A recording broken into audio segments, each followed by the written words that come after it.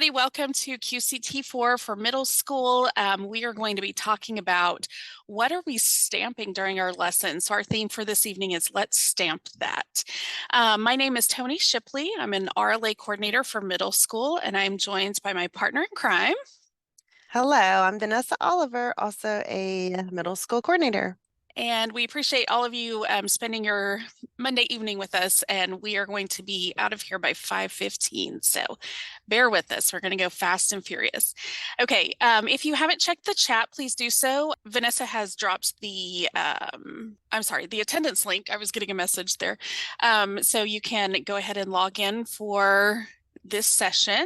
At the end of the session, we will also have a survey for you to fill out as well. Okay, to begin tonight, we just want to ground our presentation in, the Dallas ISD belief system, and that is that we believe in effective instruction, equitable access and outcomes, and excellence.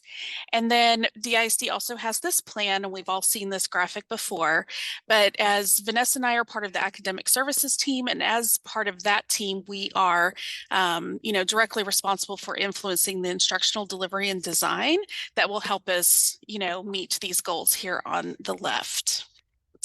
In addition, we know that we believe here in Dallas ISD that all students receive quality Tier 1 instruction with appropriate scaffolds to maximize their learning.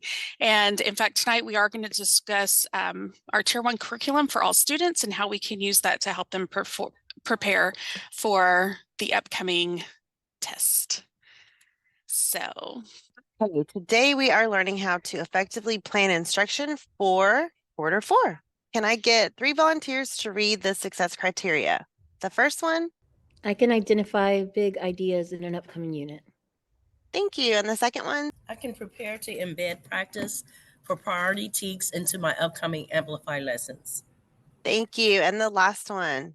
I can stamp my teacher moves for effective instruction.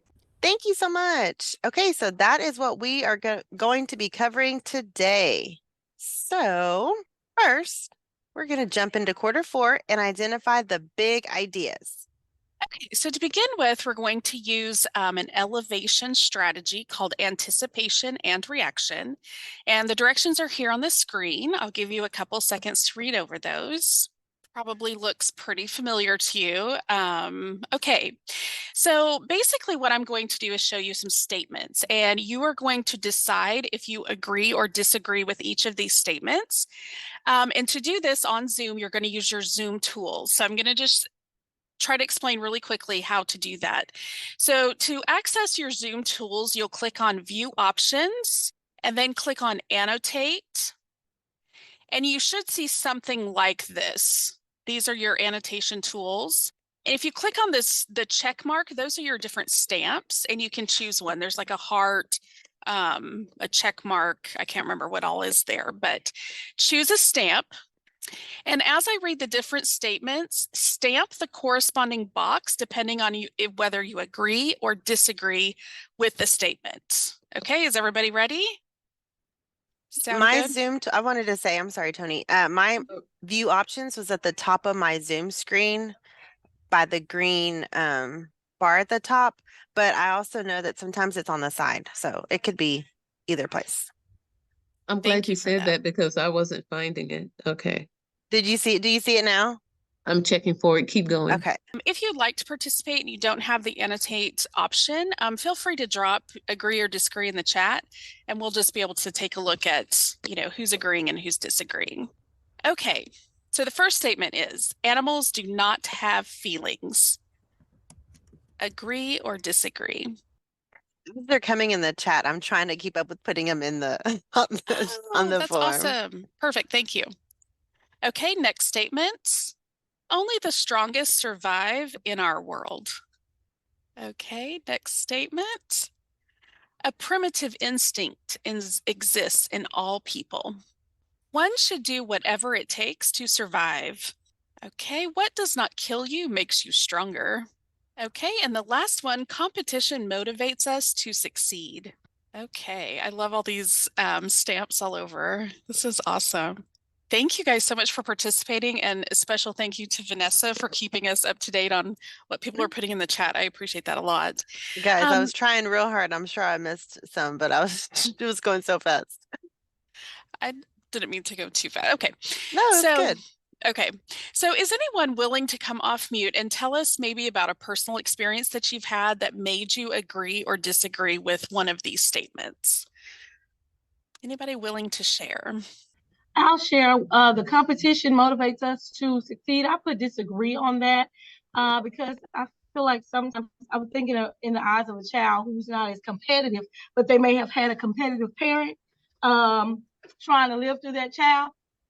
Pushing them may actually make them cower down, not motivate them, and make them not want to even do what it is that they're trying to pressure them to do. That's a great viewpoint. Thank you very much. I'm thinking of like stage moms or something, or those parents that scream like crazy people at Little League. Very good. Thank you for that. And I'm sure that if we asked, I'm sure somebody else who put agree on that would have an equally valid experience with that. That helps you, that explains why you agree with that statement, whereas, Ms. Brooks would have disagreed with that statement. So thank you guys very much for participating in this.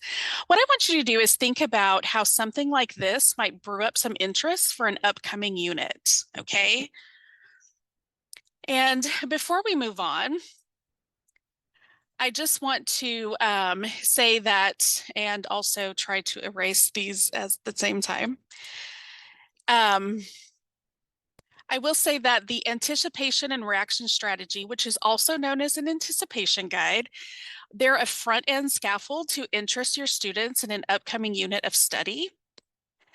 The statements can be revisited throughout the unit, allowing students to make changes to their thinking as new information is learned. And this is not letting me click the screen until my eraser is done. So bear with me here, you guys. Got a couple more. Okay. There we go. So there's the other part of the anticipation reaction.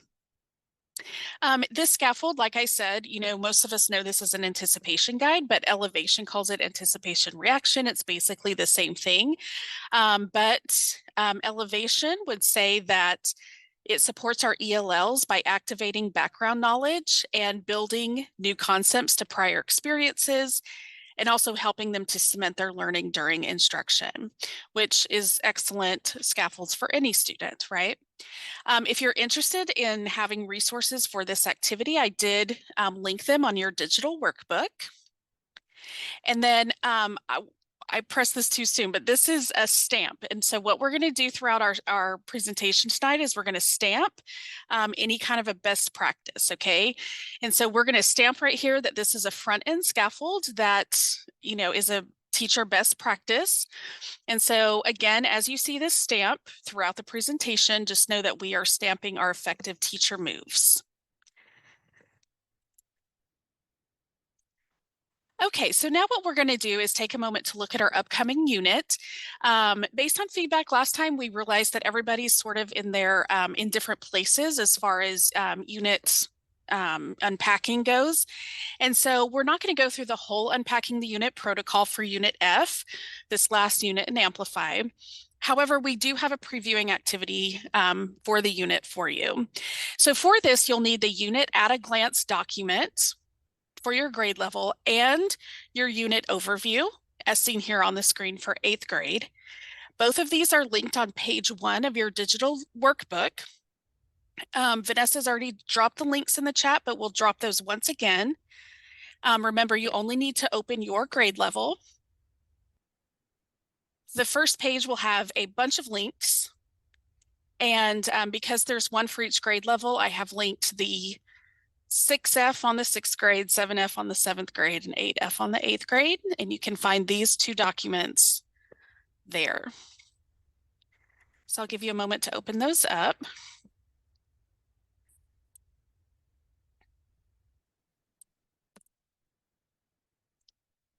In just a moment, we're going to give you some time to look over your unit at a glance and your unit overview for Unit F and think about how you will introduce the unit to your students.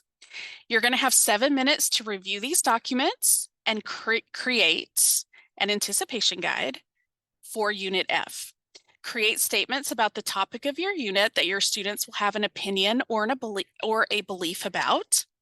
And these statements, just as a reminder, are broad statements. They're about the themes, big ideas, or generalizations.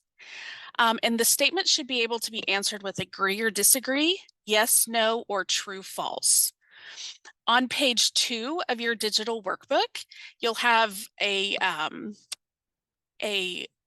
chart like this one that you're welcome to type your questions for.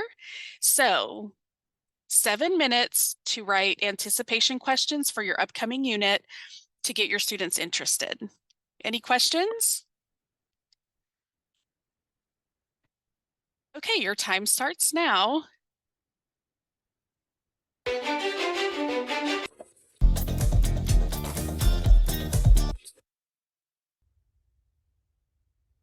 Okay, so we've created a Jamboard so that we can share our anticipation guide questions with each other. Okay, open the Jamboard. We want you guys to open up the Jamboard. I'm going to drop the link in the chat. Okay, and you're going to navigate to your grade level page. So at the very top, there are some arrows. And navigate to your grade level page. Then we want you to post one or more of your Unit F anticipation questions. So you would use those sticky notes that you get on the side to post some questions that you guys came up with. You can read over your colleagues' posts and borrow questions and add them to your own anticipation guide. So if you see any questions that you think, oh, that one's a good one, I'm going to make sure to ask that one, then just copy and paste it over to your anticipation guide. Okay, so we dropped the link to the Jamboard in the chat. You'll have 5 minutes to add and borrow questions. Okay, so we're going to start the timer now. Does everybody know what we're doing? Y'all have any questions? You're going to the Jamboard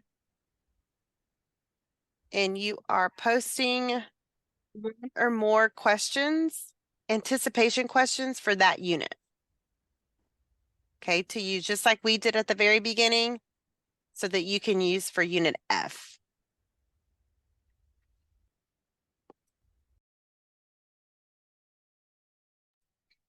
On your on page 2 of the digital workbook, I just dropped the links in the chat, but on page 2, there is a chart where you can put your anticipation questions under the statements part. And that's where you can copy and paste the questions over that you borrow from here. Tony, did you start the timer already? I don't know if you did. Okay, all right. Okay, we have about 30 seconds left on this activity. Remember, you're just taking one of your anticipation statements and adding it to a Post-it note on your grade level slide. Okay, that was the timer. So we're going to go ahead and look at these. 6th grade, you guys are doing a great job. I love these statements. Women and children should be rescued before men. Wealthy people should get more privileges. Only rich people go on cruises. People should tag their children when traveling. Interesting. Captains of ships should never put the risks to their passengers before company objectives. So interesting. Thank you, guys. 7th grade. I think this might be a question for us, not necessarily an anticipation guide question, but we will talk about the Unit F assessment. And 8th grade, I added this one because it was looking lonely to me, but you know, we should focus on problems on Earth before traveling to space. Any of these, if there's a statement here that you would like to add to your own anticipation guide, you can sort of build that. If you think of one before the presentation's over, check back. You know, I was kind of thinking if we do this together, then you guys would have an anticipation guide for your Unit F that's coming up here very soon. So thank you guys who, to those of you who participated.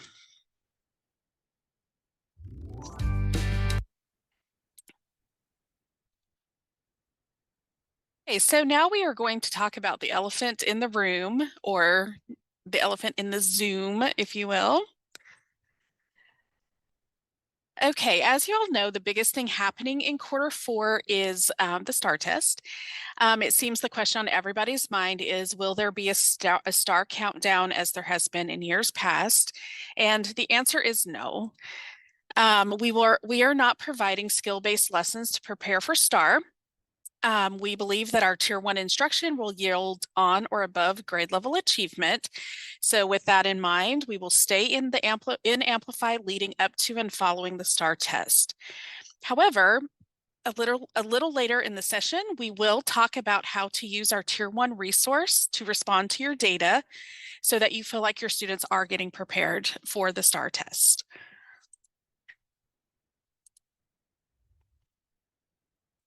The window for Reading STAR is April 9th through 12th. We have put a placeholder on the IPC that you can move to your campus designated day within that window. We've also included a placeholder for math during the math window.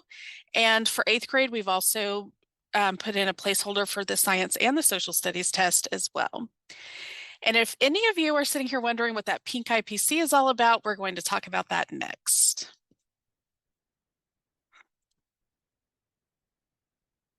We're going to take a look at the novel unit, something new we've added this year, and how we can use this novel unit to embed practice for priority TEKS.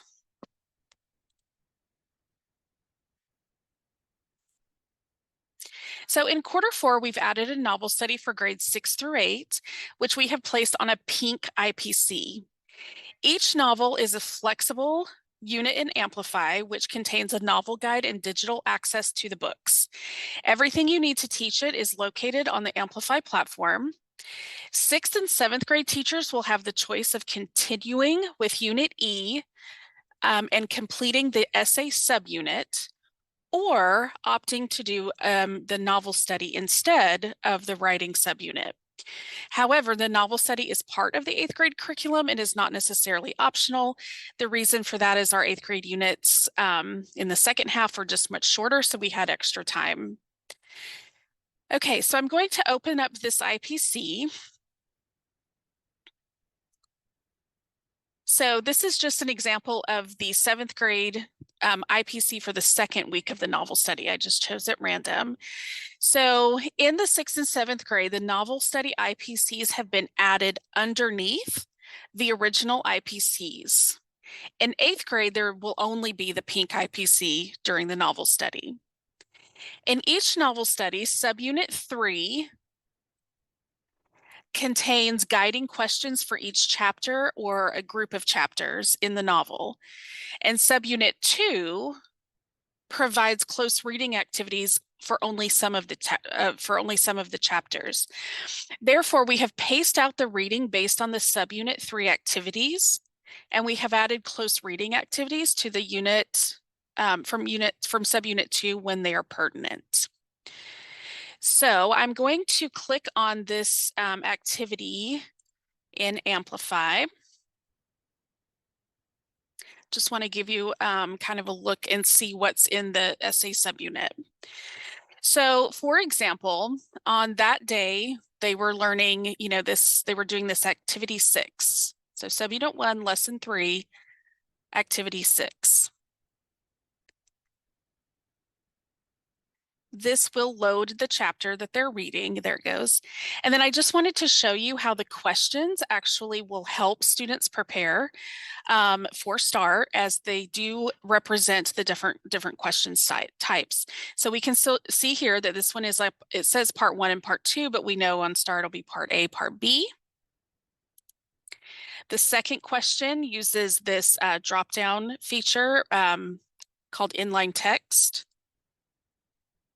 And then the third question has basically a short response question. This could easily be like an SCR. Okay, Now, if I were to click on subunit 2, I just want to show you how this differs. Subunit 2 has a close reading activity for chapter 6. So we paired those two together. As you can see, it tells the students what to highlight and then to explain what those highlights mean. Okay, so what does it mean for them? Okay, now there are not close reading activities for every chapter, but we have, when there is a close reading activity, we have paired those on the IPC, so you'll know which lessons go together within the flexible unit. You can also click on the day, as you can see right here, to be taken to the clarity document for the novel study. And since we've been looking at that day, I've clicked on day 7, so you can kind of see what that looks like. These clarity documents are a little more bare bones than the usual ones. And this is because we want you to use this novel study as an opportunity to respond to your data, to focus on skills, key skills and standards, reteach and review your high priority TEKS, and build stamina and practice close reading in these few days leading up to STAR. For the most part, the TEKS, the LOs, and the SCs will repeat from day to day. Feel free to adapt these to whatever focus you choose to take on a particular day. Are there any questions? Okay. So here are the novels for each grade level, and they actually pair well with the topics that students study in quarter 4. Inside Out and Back Again is by Tangha Lai for 6th grade. The 6th grade novel is a great follow-up to 6E, where students will have just finished Summer of the Mariposas. And Inside Out and Back Again is also a journey story about coming to a new country. So those they'll recognize that sort of adventure story. The Call of the Wild is the reading selection for 7th grade. It is set during the gold rush that was in Canada, whereas Unit 7F is all about the gold rush in California. So those two relate as well. And then Hidden Figures is by Margot Lee Shetterly, is the novel for 8th grade. And we all know that the women of Hidden Figures were instrumental during the space race, which is the topic of study in Unit 8F. So some of you may have noticed at this point that the anticipation guide that I gave you at the very beginning, where you agreed or disagreed, is actually an anticipation guide for The Call of the Wild. So if you're a 7th grade teacher, feel free to use this or adapt it as you begin the novel study. Yeah. Okay, if you were with us for our session on February 19th, using Amplify to respond to the map data, we did an activity where you wrote questions for an upcoming lesson using question stems from past STAR tests. You may remember filling out a chart that looks like this one on the screen. This same approach can be implemented with your novel study.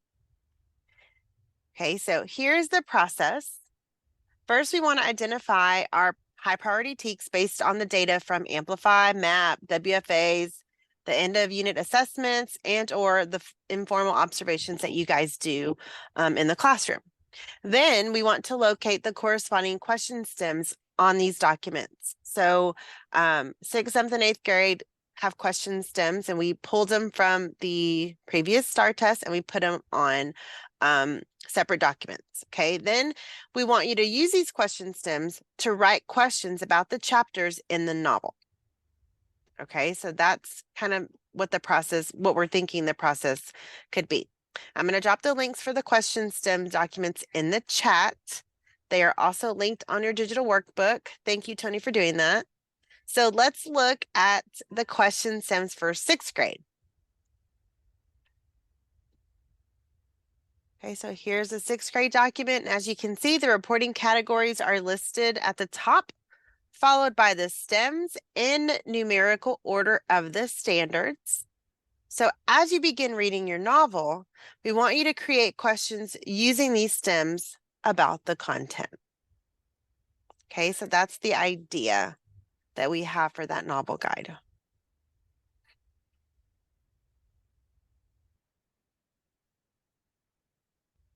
Okay, if you'll look on page 3 of your digital workbook, you'll see a chart like this one on the screen. You can use this to capture the questions you write for your novel study. Let's take a look at this example for 7th grade. So based on the district map data, I know that the multiple genres TEKS are high priority. Let's say that my students need extra support with 7.5F. Well, I'm going to record 7.5F on my chart here to show my intentionality. And then in chapter 6, paragraph 11, we read about how Buck is beginning to feel the call of the wild within him. I'm going to record the location of my text on my chart as well, so I remember where I want to ask this question. So in looking at my question stems, I can use the one highlighted here to ask this 5F question. Which inference about Buck is supported by the information in paragraph 11? Now I want to refer to the IPC to see on which day I'm teaching chapter 6. And I can see it's on day 7 of my novel study. I'm going to add day 7 to my chart here so that I can keep my questions organized. So this process is simple, and it allows you to tailor your novel study to your students' instructional needs. We recommend that you collaborate with your grade level team teachers to write these questions. And in just a moment, we're going to see how to embed this question into your teaching.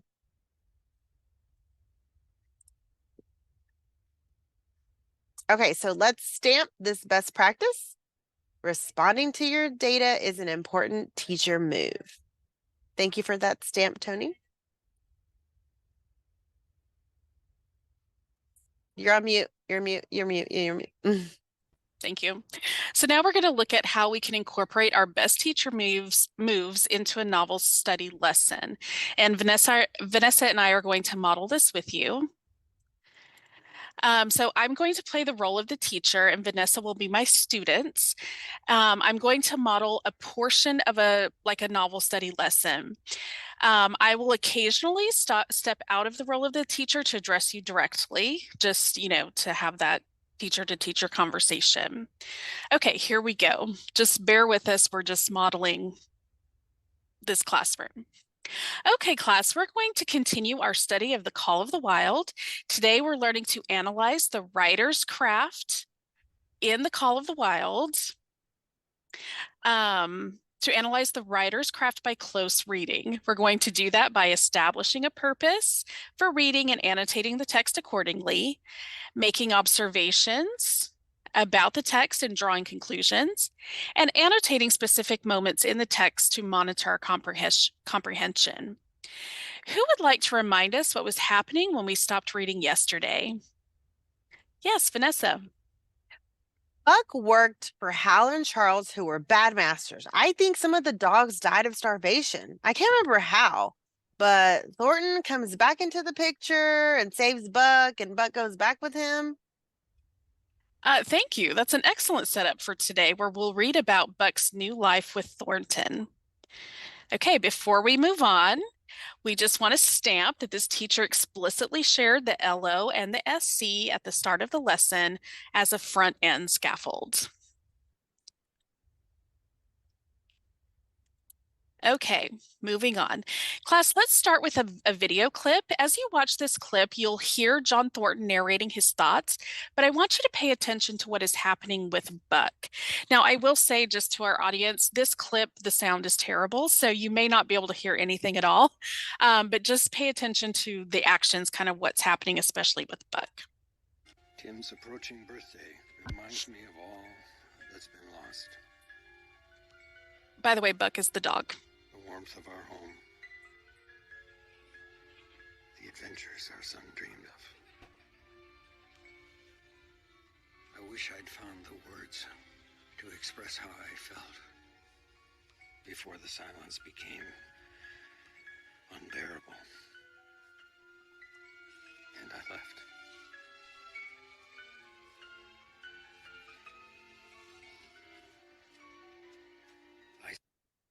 For a place I might feel some peace.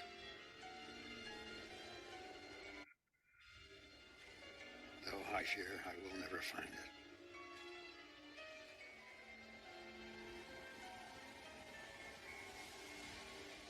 Because I know that as I am, there may be no home for me in this world.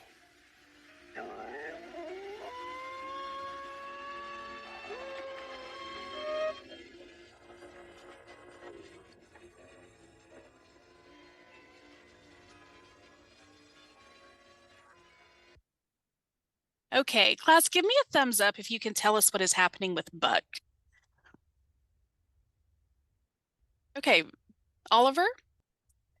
Buck sees a wolf and starts to howl. Good, that's exactly what Buck does in the clip. Who can tell me what it means, though? Okay, Vanessa? I think it means that Buck is starting to feel his wild side, like the wolf disappearing. So it's like a dream or a vision, maybe. But it made Buck howl like a wolf. That's right, yes. And why do you think he howled? Maybe he's calling out to the wild, like communicating with them. Excellent discussion, class. Let's keep this in mind as we read today. Okay, so before we move on, let's stamp the teacher moves here. First, the teacher used a concrete to abstract activity with the clip to help build some background knowledge and help the students anticipate what they're reading. She also conducted a whole group discussion, carefully sort of crafting the discussions based on what she was hearing. And her line of questioning would be considered a peer scaffold, where students were collaborating to get to that answer that she was looking for.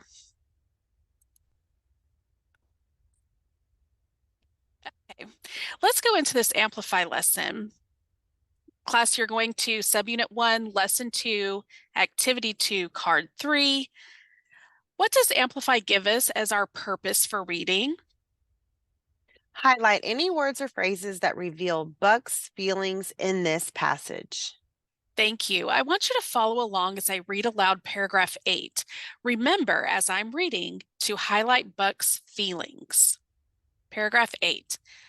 But in spite of this great love he bore John Thornton, which seemed to bespeak the soft civilizing influence, the strain of the primitive, which the Northland had aroused in him, remained alive and active. Faithfulness and devotion, things born of fire and roof, were his. Yet he retained his wildness and wiliness.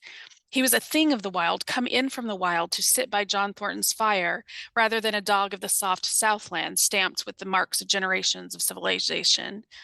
Because of his very great love, he could not steal from this man, but from any other man in any other camp, he did not hesitate an instant, while the cunning with which he stole enabled him to escape detection. Okay, take a moment to finish your highlights. Now I'm going to call one of you at random. Use my popsicle sticks. Okay, Vanessa, what did you highlight? I highlighted great love and the strain of the primitive and faithfulness and devotion and cunning. That's great. Thank you. Class, I want you to compare your highlights to Vanessa's. Do you have the same ones? All right, I'm going to call on someone else at random. Oliver, how are your highlights the same or different? I highlighted the same things, except I didn't highlight cunning. Okay, can you tell us why? Well, I think cunning describes Buck, but it's not a feeling. It just tells how he is. That's an excellent noticing, and I would agree with you. Cunning is a character trait which explains how somebody is, but not what they feel. So I'm going to update our highlights and take cunning away. All right, let's stamp the teacher moves. The teacher is using a model read, which will help her students build that fluency. She utilized a randomization device when calling on students, and that ensures those equitable opportunities. And she corrected a misconception in the moment, which is a type of distributed scaffolding. Okay, moving on. All right, class, now let's take a moment and think about what it means. What do these feelings reveal about Buck? Remember that reveal means to show or to uncover. Take a moment to stop and jot your response, and I've provided a sentence stem on the screen if you need it. Okay, so out of teacher mode. The teacher here is choosing not to have her students respond aloud this time, but instead she can give private feedback during, independent work time later in the lesson. But before we move on, we want to stamp that the teacher had the students complete the writing prompt in Amplify. However, she called it a stop and jot. And she did this because this is a campus-wide initiative at her school. And since Amplify provides frequent writing opportunities, she did not need to create an entirely new prompt to meet the stop and jot expectation at her school. So by calling these writing moments stop and jot, she's using the same language as other teachers, but she's also getting in Amplify practice. In addition, she provided a sentence stem, which is a best practice for most students. I just want you guys to know that I added this part because I actually did walk to a campus and every campus was stopping and jotting. We were like, that must be some sort of campus-wide initiative. So we want to just show that sometimes those campus-wide initiatives that we know are expectations as well can be folded into what the students are already doing. We hope that it can work that easily for most people. All right, now you guys, let's move to paragraph 11. We're going to read so that we can answer this question. Which inference about Buck is supported by the information in paragraph 11? Class, what skill is this question testing us on? Inference. That is correct. Now, who are we making an inference about? Buck. Very good. Before we read, let's review. Vanessa, can you tell us what an inference is? Isn't it like when you fill in the blanks in your mind about what's happening? Like the text tells you some stuff, but I know they want me to understand something else, without saying it. That's exactly right. That is an excellent way to explain an inference. Class, let's give Vanessa snaps for that answer. So this question is asking us to know something about Buck that isn't written, but that we still understand. Okay, follow along as I read aloud. I'm going to skip the read aloud just because of time. But before we do move on, I do want to stamp that this is the part where the teacher is responding to her data by including extra practice on TEKS 7.5F, which is a priority standard for her students. Some of you may have noticed that this is the same question that we showed earlier when we were talking about that practice. We use this question as an example. In addition, the teacher is again using the best practice of a read aloud. Okay, guys, here are the 4 answer choices to the question, which inference about Buck is supported by information in paragraph 11? In just a moment, when I say 4 corners, you'll move to the appropriate corner. For example, if you think the answer is A, Buck fears the sounds he hears coming from the forest, you'll move to the back left corner of the room. If you think the answer is B, Thornton cannot control Buck, you'll go stand in the back right corner of the room. If you think the answer is C, Buck's wild instincts are becoming impossible to ignore, you'll come to the front, blah, blah. And if you think the answer is D, Buck misses his days as a sled dog, you'll come to the front right corner. Okay, does everyone know which answer they chose? Okay, Yep. Ready? 4 corners. They all scatter. Okay. Well done, class. It looks like most of you chose C. Oliver, can you tell me why you chose C? Because C makes the most sense. Why does it make the most sense? Is there something in the text to support it? Vanessa, you have your hand raised. Well, C is right because the text says, deep in the forest, a call was sounding, and he felt compelled to plunge into the forest. When you're compelled to do something, you have to. It's like you have to do it. So he can't ignore it. Vanessa's on fire today, y'all. Excellent use of textual evidence to support your answer. I also love your explanation of compelled. That really helps us understand the thinking you did to make an inference. Oh, Oliver, do you have a question? Miss, is this why the book is called The Call of the Wild? Snaps for Oliver, everyone. Excellent observation. Okay, thank you guys for playing along with me. Okay, so this teacher's Stamps, we're going to stamp that this teacher incorporated a Four Corners activity to add engagement into this otherwise mundane task of practicing standardized questions. Okay, we're almost done here. We haven't looked at our anticipation guide statements for a couple of days now, kids. So take a moment to read these statements to yourself. Think about your initial responses. Did you agree or disagree with these statements? Has your thinking changed or been confirmed by anything we've read lately? Think quietly for about 30 seconds. Now pair with your elbow partner and share your thoughts. You'll each have 1 minute to talk. Would anyone like to share with the group? You can share your own thoughts or something your partner said that got you thinking. Okay, so here we're just going to stamp that the teacher is using the Think, Pair, Share engagement strategy. She's also incorporating the elevation strategy, anticipation, reaction that we showed at the beginning of the lesson to help students cement their learning during instruction. Okay, guys, so completely out of this mode now, that concludes our model teach. Obviously, this isn't an entire lesson cycle, but in this brief time, we were able to touch on scaffolds, engagement strategies, best practices for ELLs. We were even able to embed skill-specific questions in response to our data. And we did all of this while using our Tier 1 curriculum. So we hope that you find this novel study gives you the freedom you need to provide the best instruction for your students before STAR. Okay. All right, now let's get into the updates and announcements. Okay, so the Unit F assessment in All in Learning will only contain reading passages and questions. Okay, so since it will be given the last week of school and many of you will be busy finalizing your year, we took out the writing portion due to the amount of time it takes to grade them.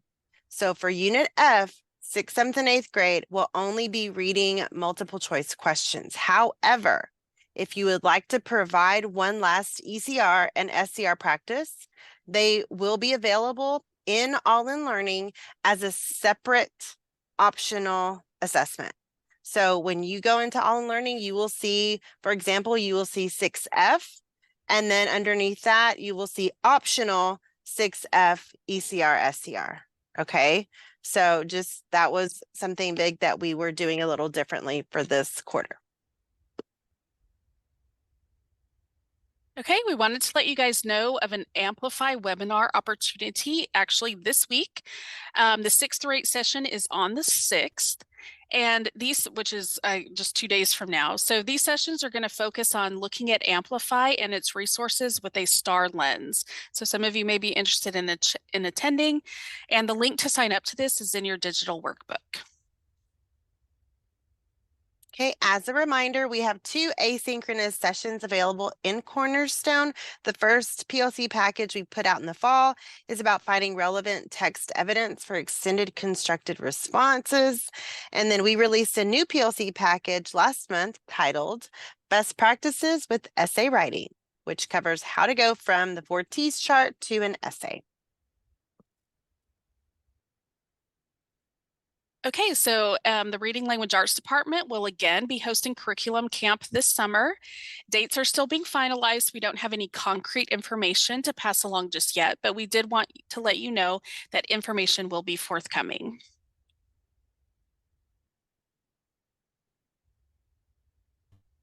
And don't forget that the RLA department hosts office hours on Tuesday and Thursday afternoons for you guys to hop on, hop off for your quick questions or any kind of clarification that y'all need for the curriculum. We also have an RLA newsletter that we sent out a couple weeks ago. It's posted to our Twitter, and we sent it out in email. So we encourage you guys to look at those just for up-to-date information on all things RLA. Okay, thank you guys so much for hanging with us this evening. Here is the Reading Language Arts Department. Please feel free to reach out to any of us. Thank y'all so much for coming tonight with us.